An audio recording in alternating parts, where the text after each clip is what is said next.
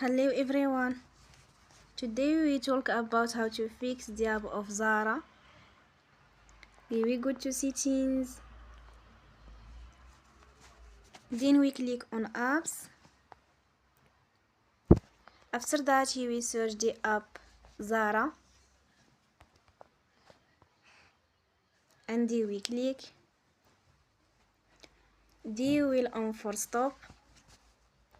After that we go to storage. Then we click on clear cache. In the end, turn your phone and you will recharge your phone again. Don't forget to support us by like and subscribe. See you next time and thank you for watching.